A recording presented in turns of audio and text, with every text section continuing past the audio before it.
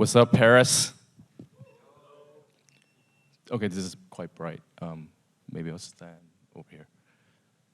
All right, so I hope you guys are not gonna fall into a food coma after lunch. I'll try to make this as exciting as possible. So today, I'm gonna be talking about unified liquidity standards for staking and Crowdloan derivatives.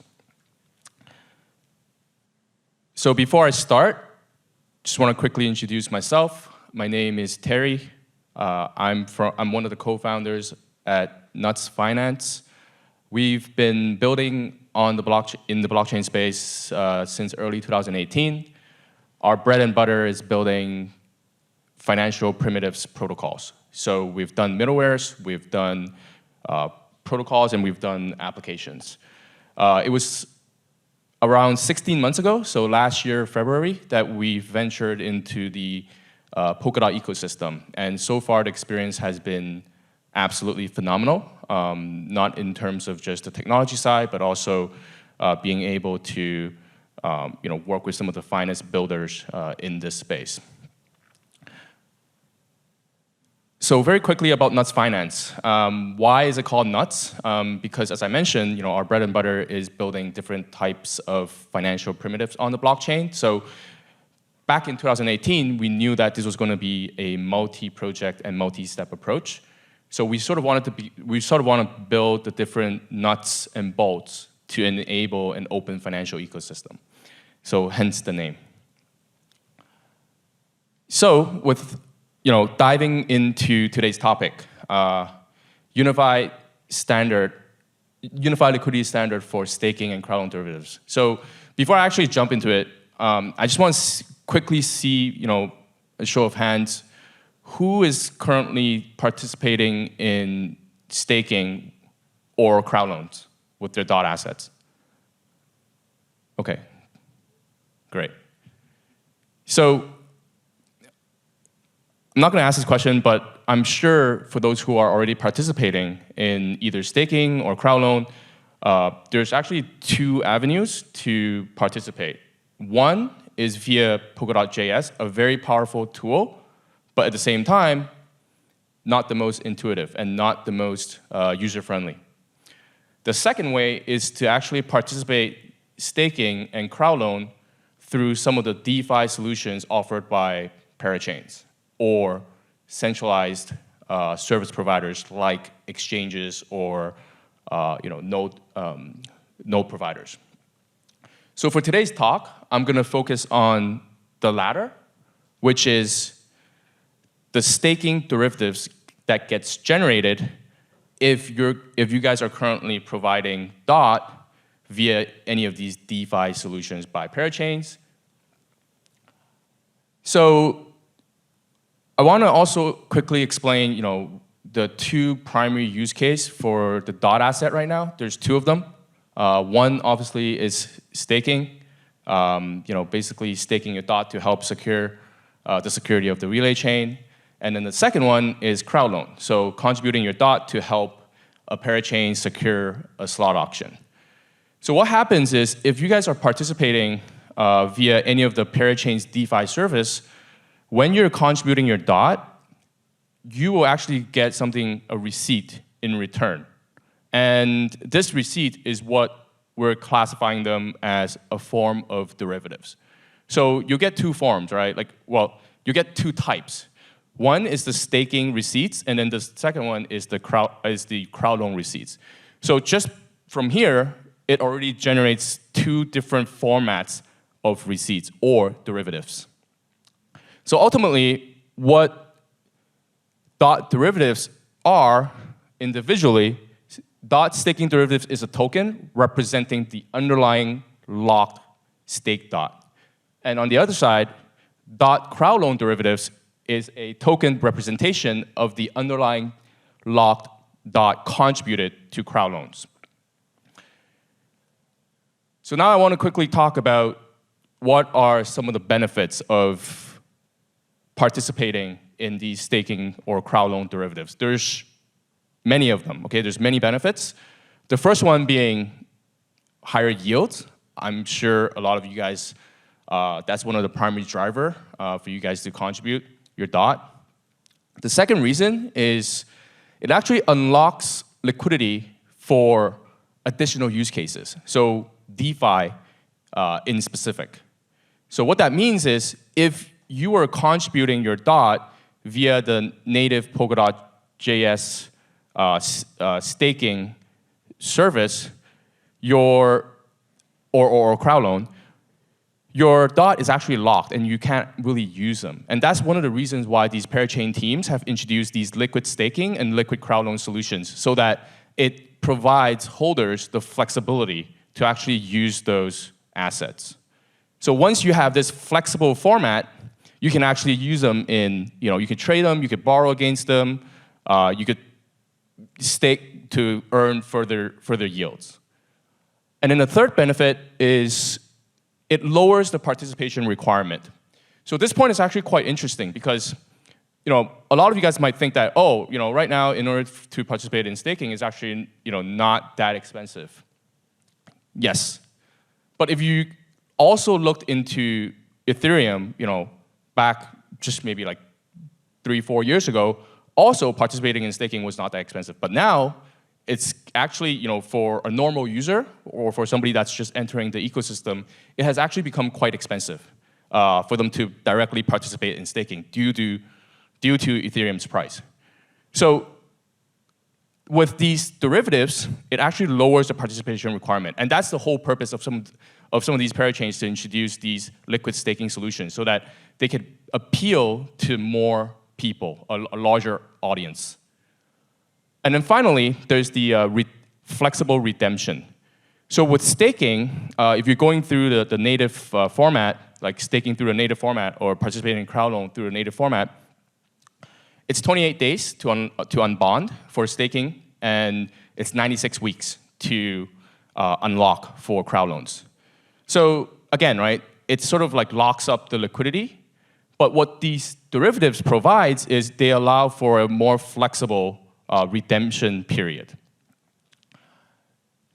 So this table here just shows some of the parachains that have introduced their own liquid staking and liquid Crowdloan solutions. So there's Akala, Parallel, Bifrost, and Equilibrium. And you can sort of see like how many dots they've sort of attracted via their liquid staking solutions and liquid Crowdloan formats. So all in all, this is a general landscape of what the DOT derivatives space looks like currently. And one line to summarize. Staking in Crowdloan derivatives offers increased utility and flexibility for locked staked tokens. So everything sounds super magical, right? But there's obviously some drawbacks. And this is where we identified when we were looking into the Polkadot ecosystem 16 months ago. So some of the problems with these staking or Crowdloan derivatives are, number one, it creates liquidity silos. So let me explain what that means. So each of these individual staking or Crowdloan derivatives, they have different yield mechanism, as well as potentially different types of redemption mechanism. So this makes things actually a little bit more complicated from a user's point of view. And ultimately, with these different mechanisms, it also isolates that liquidity into its own pocket. So you can think about it as like, parachain 1 has their own liquid staking DOT, and parachain 2 also has their own liquid staking DOT. But the two actually, have different yields, the different redemption. From a user's point of view, like which one should you use? The second problem is adoption challenge. So this one kind of relates to the first, which is liquidity silo.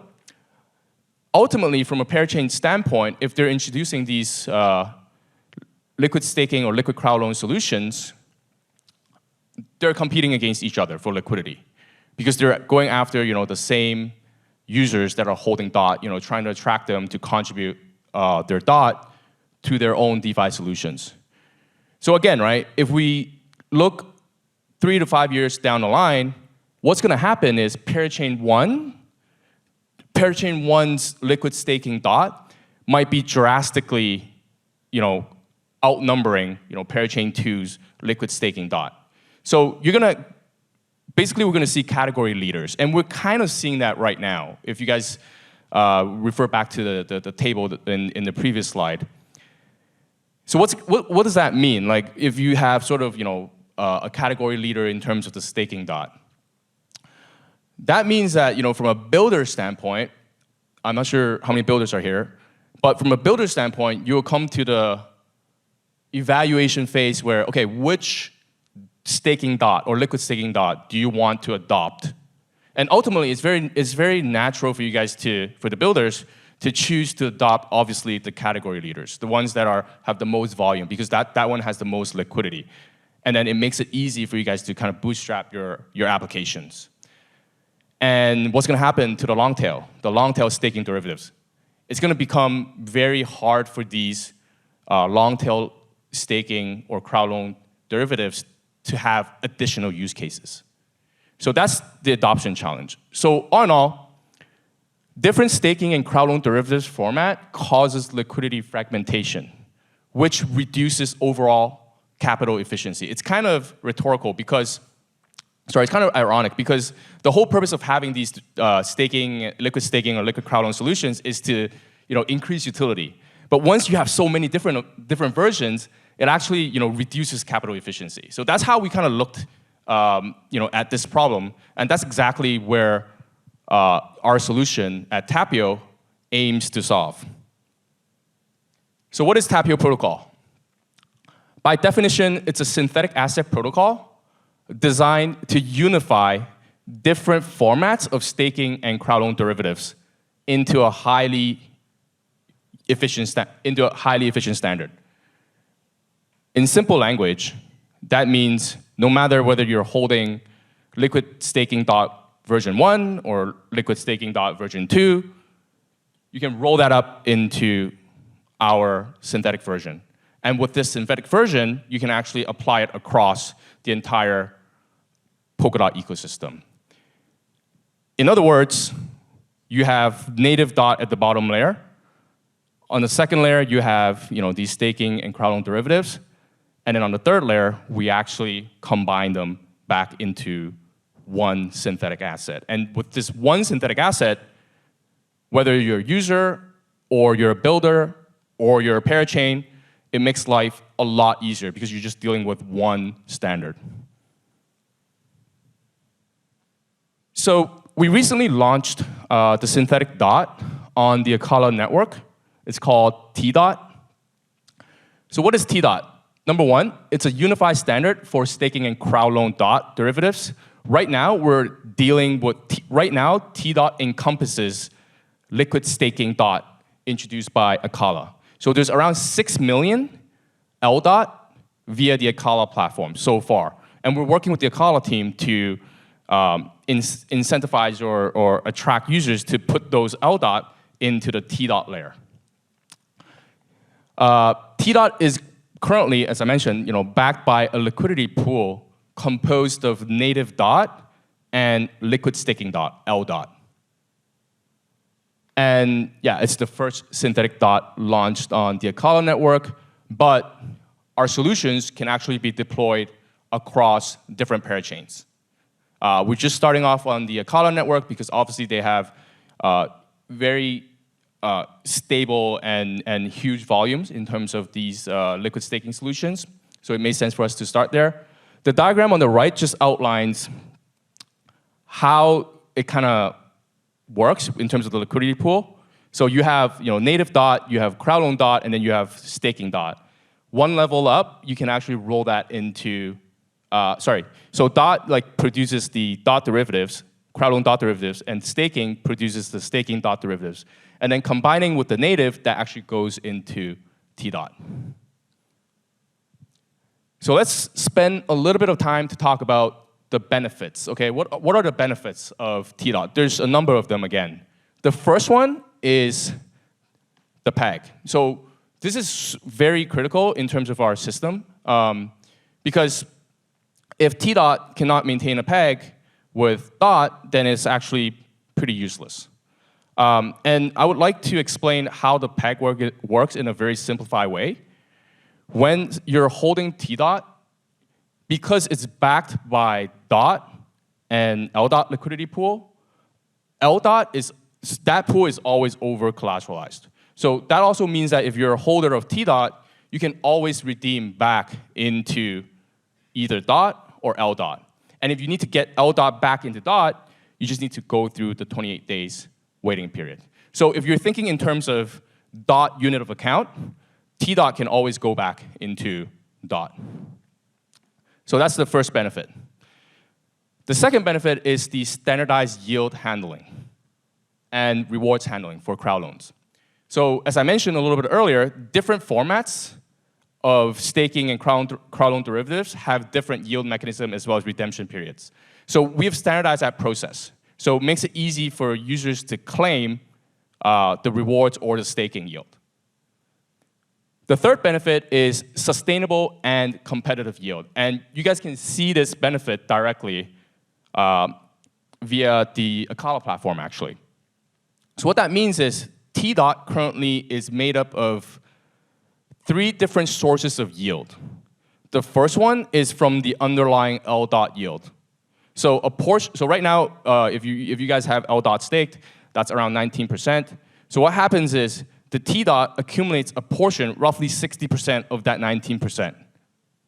So that's the first source of yield. The second source of yield is from the actual swap fees that's collected via the synthetic asset pool. Because again, tDOT is backed by DOT and LDOT.